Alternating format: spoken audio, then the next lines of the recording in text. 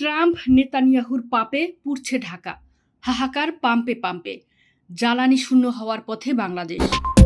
মধ্যপ্রাচ্যের রণাঙ্গনে আমেরিকা ও ইসরায়েল যে সর্বনাশা যুদ্ধের আগুন জ্বালিয়েছিল, তার লেলিহান শিখা এবার এসে আছড়ে পড়েছে ১৭ কোটি মানুষের দেশ বাংলাদেশের ওপর। নিজেদের আধিপত্য টিকিয়ে রাখতে ট্রাম্প ও নেতানিয়াহু মিলে যে আগ্নেয়গিরির মুখ খুলেছিল, তার চরম খেসারত দিচ্ছে আজ সাধারণ বাঙালিরা।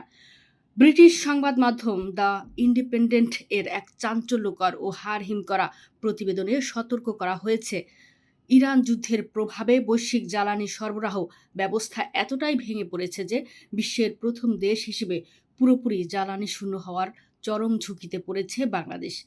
ট্রাম্পের এই চাপিয়ে দেওয়া যুদ্ধের কারণে আজ বাংলাদেশের রাস্তাঘাটের চিত্র আক্ষরিক অর্থেই ভয়াবহ। রয়টার্সের গ্রাউন্ড রিপোর্ট বলছে, রাজধানী ঢাকা সহ দেশের ফিলিং স্টেশনগুলোর সামনে এখন কেবলই দীর্ঘ সারি আর হতাশা।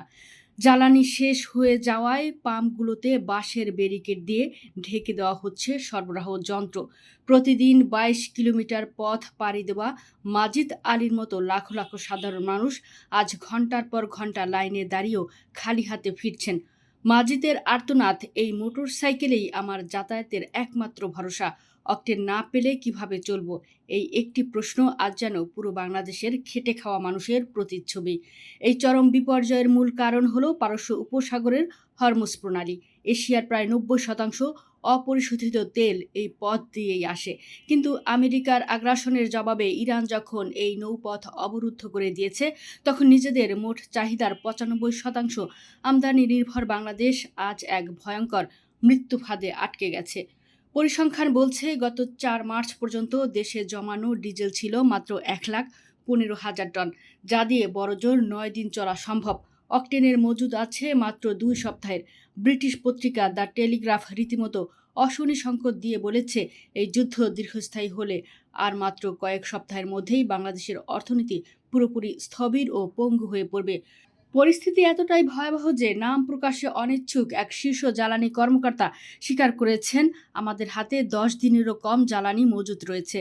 বাধ্য হয়ে সরকার এখন চড়া দামে আন্তর্জাতিক স্পট মার্কেট থেকে ২.৫ গুণ বেশি দামে এলএনজি কিনছে, যা দেশের বৈদেশিক মুদ্রার রিজার্ভকে আক্ষরিক অর্থেই ফোকলা করে দিচ্ছে। সংকট সামাল দিতে সরকার এখন ভারতের নুমালীগড় থেকে দ্বিগুণ ডিজেল আমদানির উদ্যোগ নিয়েছে। এছাড়া সিঙ্গাপুর, মালয়েশিয়া, এমনকি রাশিয়ার উপর থেকে পশ্চিমা নিষেধাজ্ঞা শিথিলের বিশেষ ছাড় চেয়ে জ্বালানি সংগ্রহ করতে বাধ্য হচ্ছে ঢাকা। সেই সঙ্গে $২৫০ কোটি বেশি বৈদেশিক ঋণ খোঁজা হচ্ছে কেবল তেলের বিল মেটানোর জন্য। জ্বালানি রেশনিং করা হচ্ছে, বন্ধ করে দেওয়া হচ্ছে শিক্ষা প্রতিষ্ঠান। পাম্পগুলোতে তেল না পেয়ে ক্ষুব্ধ জনতার হামলায় আহত হচ্ছেন কর্মীরা। এমন ভয়াবহ বাস্তবতার কথা জানিয়েছেন বাংলাদেশ পেট্রোল পাম্প মালিক সমিতির যুগ্ম আহ্বায়ক মিজানুর রহমান রতন। অথচ এর মাঝেই চরম দায়িত্বহীনতার পরিচয় দিয়ে জ্বালানি মন্ত্রী ইকবাল হাসান মাহমুদ টুকু দাবি করেছেন, দেশে কোনো জ্বালানি সংকট নেই, সরবরাহ নাকি আগের চেয়ে বেড়েছে।